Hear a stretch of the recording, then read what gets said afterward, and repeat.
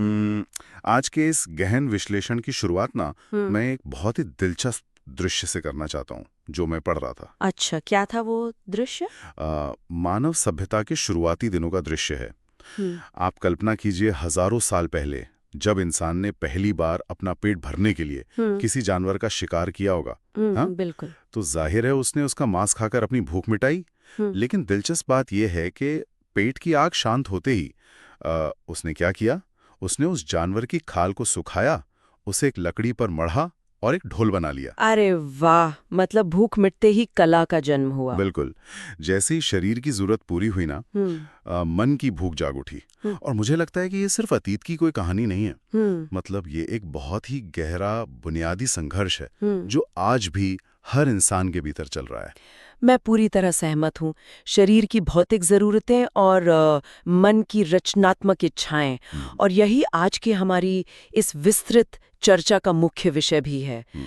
मतलब ये एक ऐसा द्वंद्व है जिसे सुलझाने में पूरी मानव जाति आज भी संघर्ष कर रही है। जी। और आज हमारे पास इस विषय की परतों को खोलने के लिए ना बहुत ही शानदार सामग्री है। इसमें हिंदी साहित्य के महान लेखक रामवृक्ष बेनीपुरी जी का एक बहुत ही प्रसिद्ध निबंध है, गेहूं बनाम गुलाब। बहुत ही प्रभावशाली रचना है वो। हाँ, और साथ ही हमारे पास इसकी कुछ बहुत ही गहरी साहित्यिक समीक्षाएं हैं। अ, बेनीपुरी जी की जीवनी से जुड़े ऐतिहासिक लेख हैं और उनकी एक बहुत ही विशिष्ट लेखन शैली का विश्लेषण करने वाला शोध पत्र भी शामिल है। तो इन सभी रचनाओं को एक साथ रखकर देखने का जो हमारा लक्ष्य है वो बहुत स्पष्ट है आज।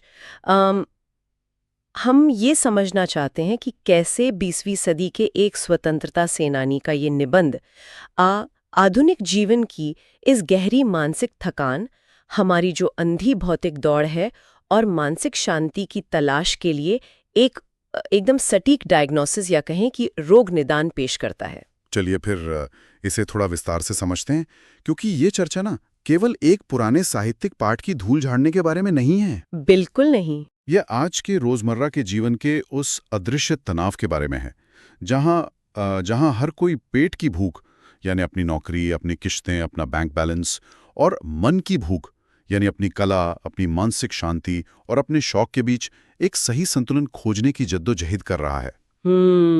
सही बात है। मतलब सुबह से रात तक बस काम के पीछे भागना और सप्ताहांत आते आते पूरी तरह निढाल हो जाना, इसी असंतुलन का ही तो नतीजा है ना। बिल्कुल सटीक कहा आपने। और इस पूरी समस्या की जड़ को समझने के लिए ना हमें निबंध की नींव जिन दो शक्तिशाली प्रतीकों पर टिकी है उन्हें डिकोड करना जरूरी है। वो गेहूं और गुलाब वाले प्रतीक। हाँ, वही। वे दो प्रतीक हैं, गेहूं और गुलाब। अब देखिए, यहाँ गेहूं सिर्फ कोई अनाज नहीं है, ये हमारी उन सभी भौतिक और शारीरिक आवश्यकताओं का प्रतीक है जो हमें जिंदा रखती हैं। अच्छा, मतलब जो बुनियादी जरूरतें हैं। जी, हमारी भूख, हमारा अर्थतंत्र, हमारी राजनीति या संपत्ति जमा करने की जो हमारी होड़ है, ये सब गेहूं के दायरे में आता है। और गुलाब? दूसरी ओर गुलाब है। ये हमारी मानसिक, सांस्कृतिक, भावनात्मक और सौंदर्य बोध से जुड़ी जो वृत्तियां हैं उनका प्रतीक है। मतलब ये वो हिस्सा है जो जीवन को केवल जीने लायक नहीं बल्कि खूबसूरत बनाता है। क्या बात है। और मानव विकास का जो विवरण इस निबंध में दिया गया है ना, वो इसी बात को बहुत खूबसूरती से उभारता है।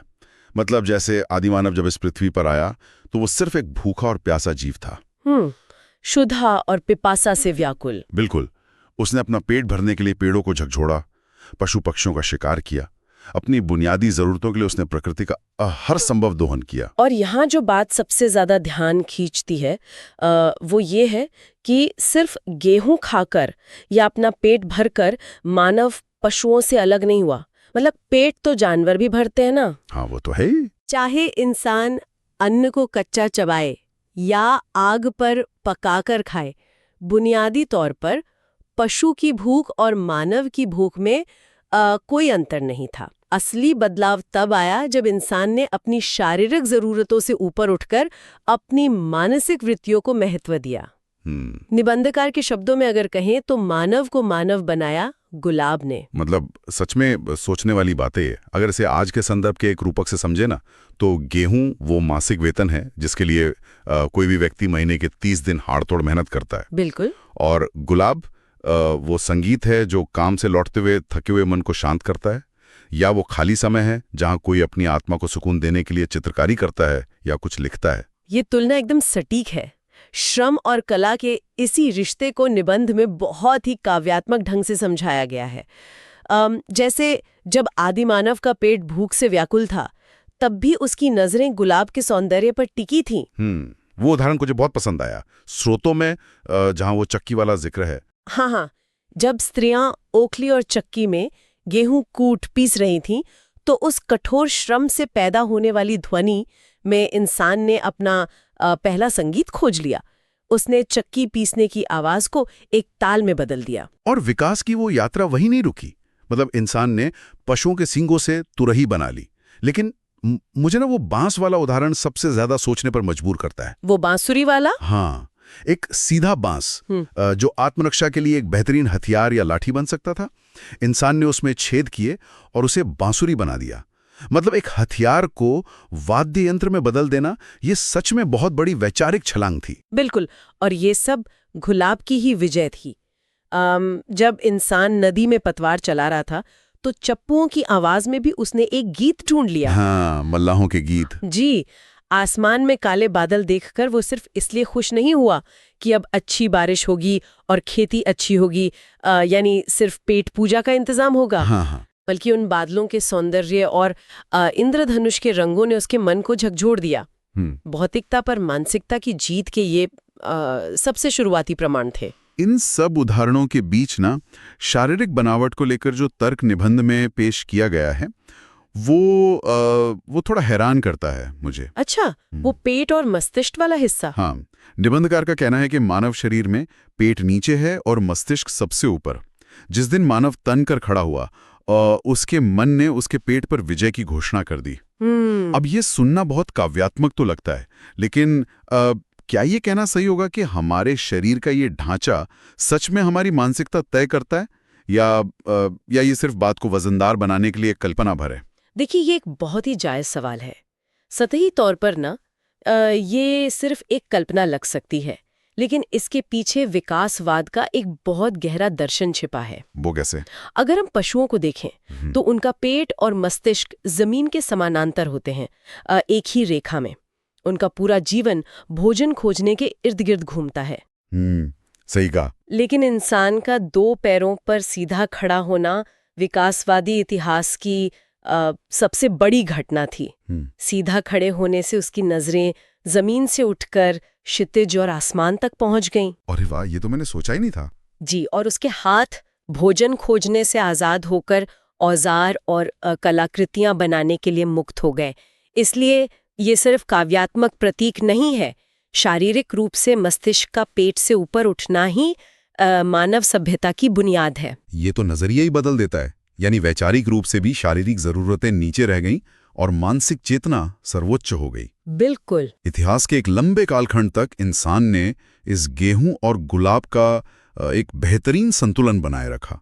अगर हम मिथकों या इतिहास को देखें तो कृष्ण का उदाहरण बहुत सटीक बैठता है। हाँ, वो बहुत ही सुंदर उदाहरण है। वे दिन में गायें चराते थे, यानी गेहूं या अर्थतंत्र का इंतजाम करते थे, और रात में बांसुरी बजाते थे या रास रचाते थे, यानी गुलाब या कला को जीते थे।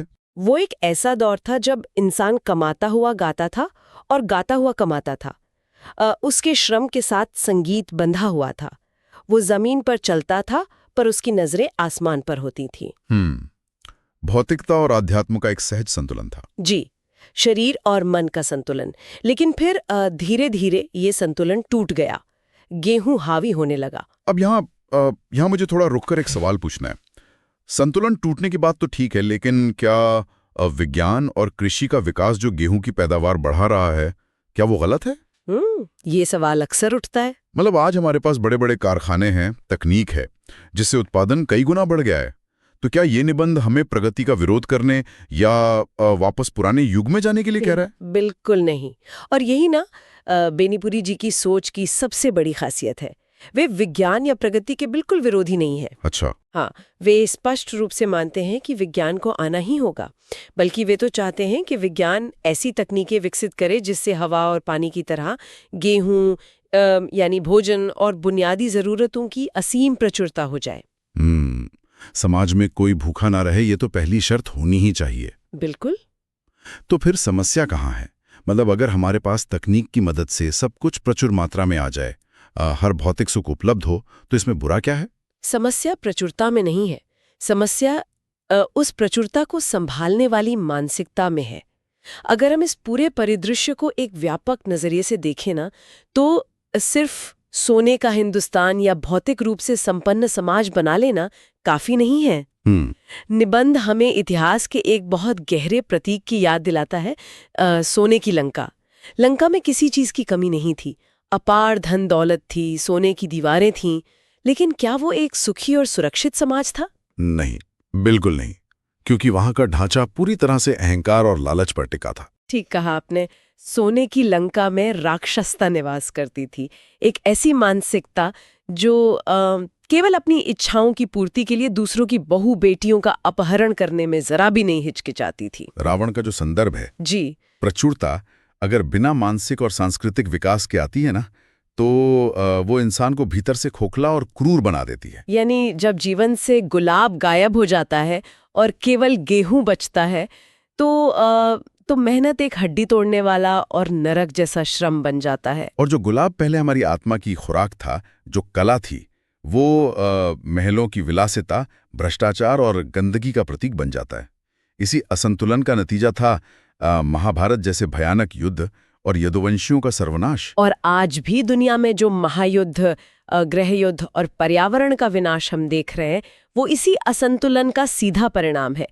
पेट की भूख शांत भी हो जाए ना, तो सत्ता, वासनाओं और लालच की भूख कभी शांत नहीं होती, वो इंसान को तबाह करने लगती है। तो जब ये अंधी भौतिक दौड़ हमें राक्षस बना सकती है, तो इसका उपाय क्या है? इसे कैसे रोका जाए? इस सवाल का जवाब खोजने के लिए निबंधकार मनोविज्ञान की गहराई में उतरता है। मानव वृत्तियों या इच्छाओं को नियंत्रित करने के मुख्य रूप से 2 उपाय माने गए हैं। कौन से 2 उपाय? पहला है इंद्रियों का संयमन, यानी अपनी इच्छाओं को बलपूर्वक दबाना या उनका दमन करना, अपनी कामनाओं को जबरदस्ती कुचलना। लेकिन इतिहास गवाह है कि ये दमन वाला रास्ता तो पूरी तरह से विफल रहा है। निबंध में बड़े बड़े तपस्वियों का उदाहरण दिया गया है, जिन्होंने सालों तक अपनी इच्छाओं को दबाए रखा, लेकिन अंततः वे रंभा, मेनका और उर्वशी जैसी अप्सराओं की एक मुस्कान पर अपना सारा संयम खो बैठे। और बात सिर्फ पौराणिक कथाओं की नहीं है। लेखक ने अपने समय के समाज का एक बहुत ही कड़वा सच भी सामने रखा है। उन्होंने एकदम निष्पक्ष होकर लिखा है कि कैसे महात्मा गांधी के सत्य और ब्रह्मचर्य के उपदेशों पर चलने वाले उनके अपने अनुयायी, जो खुद को तपस्वी कहते थे, वे भी भीतर से कितने कमजोर साबित हुए और उनका नैतिक पतन हो गया। यहाँ बेनीपुरी जी मानव मनोविज्ञान की एक बहुत बुनियादी सच्चाई उजागर करते हैं। मतलब सिर्फ आदर्शों का मुखौटा पहन लेने या इच्छाओं को जबरदस्ती दबाने से इंसान अंदर से नहीं बदलता। सही बात है। दबाव में रखी गई वासनाएं और भी भयंकर रूप ले लेती हैं। ठीक वैसे ही जैसे किसी उबलते हुए पानी के बर्तन को जबरदस्ती ढक देने से वो फट जाता है। बिल्कुल। इसलिए दमन कभी स्थायी समाधान नहीं हो सकता। तो फिर असली समाधान क्या है? अगर इच्छाओं को दबाना काम नहीं करता, तो हम इस भौतिक लालच से कैसे बचें? दूसरा उपाय जो असली और स्थायी समाधान है, वो है वृत्तियों का उन्नयन। हाँ, मनोविज्ञान की भाषा में इसे सब्लिमेशन कहते हैं। इसका मतलब है अपनी कामनाओं को स्थूल वासनाओं के क्षेत्र से उठाकर सूक्ष्म भावनाओं की ओर मोड़ना। अच्छा, अपनी ऊर्जा की दिशा बदलना। जी, अपनी ऊर्जा को नीचे गिराने की बजाय ऊर्ध्वगामी करना, यानी ऊपर की तरफ ले जाना, शरीर पर मानस की पूर्ण प्रभुता स्थापित करना। ये वैचारिक रूप से सुनने में तो बहुत अच्छा और आदर्शवादी लगता है, लेकिन असल जिंदगी में कोई अपनी कुंठा या लालच का उन्नयन कैसे करें? आपका सवाल लाजमी है। मतलब क्या इसका अर्थ ये है कि जब कोई व्यक्ति अपनी आर्थिक समस्याओं या रोजमर्रा के तनाव से गुजर रहा हो, तो उसे बस आंखें बंद करके पेंटिंग करनी शुरू कर देनी चाहिए? ये व्यावहारिक कैसे है? ये बहुत ही महत्वपूर्ण बिंदु है जो आपने उठाया। देखिए, उन्नयन का मतलब यथार्थ से भागना या केवल शौक पालना नहीं है। इसका मतलब है अपनी मूल ऊर्जा की दिशा बदल देना। वो कैसे? जब कोई व्यक्ति अपने भीतर के क्रोध या असंतोष को विनाश या हिंसा में बदलने के बजाय उसे एक शक्तिशाली कविता, समाज सुधार के किसी कार्य या रचनात्मक समाधान में लगा देता है ना, तो वो अपनी वृत्ति का उन्नयन कर रहा होता है। ओहो, मतलब वो ऊर्जा बर्बाद नहीं हो रही है, दिशा पा रही है। बिल्कुल। ये वासना को प्रेम में और लालच को परोपकार में बदलने की प्रक्रिया है। जब समाज इस तरह से सोचने लगता है तब जाकर एक सच्चा सांस्कृतिक विकास होता है। समझ गया, यानी अपनी ऊर्जा को नष्ट करने के बजाय उसे एक ऊंचा उद्देश्य देना, और यहीं से शायद निबंधकार भविष्य की एक बेहद खूबसूरत कल्पना करता है। हाँ, एक बहुत ही प्यारी कल्पना है वो। एक ऐसी दुनिया जहां आर्थिक और राजनीतिक शोषण का वो गेहूं वाला युग खत्म हो चुका होगा। एक गुलाब की दुनिया, एक ऐसा सांस्कृतिक जगत जहां भौतिक जरूरतों की जंजीरें हमेशा के लिए टूट चुकी होंगी। रंगों की दुनिया, सुगंधों की दुनिया। जहां कोई गंदगी नहीं होगी, कोई कुरूपता नहीं होगी। जी, आंगन में गुलाब, खेतों में गुलाब और इंसान की आंखों में भी गुलाब झांक रहा होगा। ये एक ऐसे आदर्श समाज की कल्पना है जहां इंसान सही मायनों में अपनी क्षुद्र वासनाओं से आजाद होगा। अब ये सब सुनना बहुत आदर्शवादी लग सकता है किसी को। कोई कह सकता है कि भाई आरामदेह सोफे पर बैठकर गुलाब और सौंदर्य की बातें करना बहुत आसान है। अक्सर लोग ऐसा सोचते हैं। लेकिन ये विचार इतने शक्तिशाली इसलिए हैं क्योंकि जिसने इन्हें लिखा वो किसी सुख सुविधा में नहीं था। रामवृक्ष बेनीपुरी जी का अपना जीवन इस निबंध का सबसे बड़ा प्रमाण है। बिल्कुल, उनका जीवन कोई वातानुकूलित कमरे में बैठकर लिखा गया दर्शन नहीं है। 1899 में बिहार के एक छोटे से गांव बेनीपुर में जन्मे बेनीपुरी जी एक सक्रिय और निर्भीक स्वतंत्रता सेनानी थे जी। 1920 में वे असहयोग आंदोलन में कूद पड़े थे। उन्होंने अपने जीवन के 8 अनमोल साल ब्रिटिश सरकार की जेलों की अंधेरी काल कोठरी में बिताए। और सबसे बड़ी हैरानी की बात यही है, माटी की मूर्तें और पतितों के देश में जैसी उनकी कई महान रचनाएं उसी जेल के दर्दनाक अनुभवों के बीच रची गईं। सोचने वाली बात है। ये विरोधाभास बहुत गहरा है। मतलब एक ऐसा व्यक्ति जो खुद लाठियां खा रहा था अपने बुनियादी अधिकारों और आज़ादी यानी गेहूं के लिए लड़ रहा था, वही इंसान जेल की उस काल कोठरी में बैठकर गुलाब की यानी साहित्य और कला की सबसे सुंदर रचनाएं कर रहा था। और इसी अदम्य साहस को देखकर ना राष्ट्रकवि रामधारी सिंह दिनकर ने बेनीपुरी जी के लिए बहुत सटीक बात कही थी। उन्होंने कहा था कि बेनीपुरी जी के भीतर एक बेचैन कवि, एक गहरा चिंतक और एक निर्भीक योद्धा एक साथ निवास करते थे। क्या बात है। भारत सरकार द्वारा 1999 में उनके सम्मान में जो डाक टिकट जारी किया गया वो उनके इसी बहुआयामी व्यक्तित्व को एक श्रद्धांजलि थी। और बेनीपुरी जी की लेखन कला भी ना उनके व्यक्तित्व की तरह ही एकदम अनोखी थी।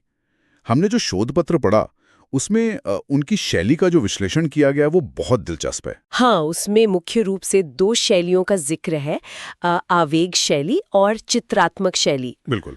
आवेग शैली उनके लेखन की वो गति है जो उनके विचारों की तीव्रता से पैदा होती है। बेनीपुरी जी ने खुद स्वीकार किया था कि लिखते समय ना उनके विचारों और उनकी लेखनी में एक अजीब सी होड़ लग जाती है। हाँ, शोध पत्र में उनका अपना एक कथन है कि विचार पानी से निकली मछली की तरह तड़पते और उछलते हैं और उनकी लेखनी उस मछली को पकड़ने वाले जाल का काम करती है। बहुत ही सुंदर उपमा है ये। वो इतनी तेजी से लिखते थे कि कभी-कभी व्याकरण के नियम भी पीछे छूट जाते थे। उन्हें बस अपने विचारों की आग को कागज पर उतारने की जल्दी होती थी। और दूसरी है उनकी चित्रात्मक शैली। इस शैली का मतलब है शब्द से चित्र बना देना। उनकी कलम एक चलते फिरते दृश्य यंत्र की तरह काम करती थी। मतलब एक हैंड कैमरा की तरह। बिल्कुल सही। वे जब शब्दों का ताना बाना बुनते थे ना तो पढ़ने वाले के सामने पूरा दृश्य जीवंत हो उठता था। पढ़ने वाले को ऐसा लगता है जैसे वो महज काले अक्षर नहीं पढ़ रहा बल्कि उस पूरी घटना को अपनी आंखों से घटते हुए देख रहा हो। तो उनकी जीवनी, उनकी शैली और इस निबंध को एक साथ देखने पर यह पूरी तरह स्पष्ट हो जाता है कि गेहूं बनाम गुलाब कोई साधारण निबंध नहीं है। बिल्कुल नहीं। ये मानव सभ्यता के लिए एक रोड मैप है, एक दिशा निर्देश है। यह हमें सिखाता है कि हाँ, पेट भरना जरूरी है, विज्ञान और तकनीक का विकास भी जरूरी है, लेकिन अंततः जो चीज हमें जानवर से इंसान बनाती है वो हमारी कला, हमारी भावनाएं और हमारी संवेदनाएं ही हैं। और आज की इस भगदौड़ भरी जिंदगी में ये गहरी चर्चा हमें एक पल के लिए रुकने पर मजबूर करती है। हर किसी को ये सोचना चाहिए कि क्या जीवन की पूरी ऊर्जा सिर्फ गेहूं उगाने में, सिर्फ बैंक बैलेंस बढ़ाने और करियर की दौड़ में खत्म हो रही है, या उस व्यस्त दिनचर्या में गुलाब खिलने के लिए भी कोई जगह छोड़ी गई है। ये एक ऐसा सवाल है जिसका सामना ना हम सभी को करना ही होगा। अपनी मानसिक थकान का कारण हमें बाहर नहीं, इसी असंतुलन के भीतर खोजना होगा। बिल्कुल। और जाते जाते ना मैं इस वैचारिक मंथन को आज के एक बिल्कुल नए और तकनीकी संदर्भ से जोड़ना चाहूंगी। अच्छा, वो क्या? आज के इस दौर में जहां आर्टिफिशियल इंटेलिजेंस या कहें कि एआई हमारी दुनिया का स्वरूप बदल रही है, मशीनें हमारे सारे बुनियादी तार्किक और हिसाब किताब वाले काम, यानी हमारा गेहूं उगाने का काम करने के लिए तैयार हो रही हैं। ये तो हो ही रहा है। तर्क और विश्लेषण जो कभी इंसान की सबसे बड़ी उपलब्धि थे, वे अब मशीनें हमसे बेहतर कर सकती हैं। ये एक बहुत ही विचारोत्तेजक और थोड़ा डराने वाला परिदृश्य भी है। मतलब जब मशीनें हमारा सारा तर्कशील श्रम ले लेंगी, तब इंसान के पास क्या बचेगा? तब इंसान के पास सिर्फ उसका गुलाब बचेगा, यानी उसकी रचनात्मकता, उसकी भावनाएं और उसकी संवेदनाएं। बहुत गहरी बात है। तो सवाल ये है कि क्या हमारा समाज अपनी मानसिक वृत्तियों का उन्नयन करके उस खूबसूरत गुलाब की दुनिया में प्रवेश करने के लिए मानसिक रूप से तैयार है, या फिर हम बिना किसी सांस्कृतिक और भावनात्मक विकास के एक और नई सोने की लंका का निर्माण कर रहे हैं, जहां तकनीक और प्रचुरता तो होगी लेकिन संवेदनाएं बिल्कुल नहीं होंगी। क्या बात है। मतलब ये सच में सोचने पर मजबूर कर देने वाला सवाल है। मशीनें तो गेहूं उगा देंगी, लेकिन मन के आंगन में गुलाब तो इंसान को खुद ही खिलाना होगा ना। बिल्कुल सही कहा आपने। आज के इस गहन विश्लेषण में बस इतना ही। इन विचारों के साथ हम आपको यहीं छोड़े जाते हैं। अपने जीवन में उस सही संतुलन की तलाश जारी रखिए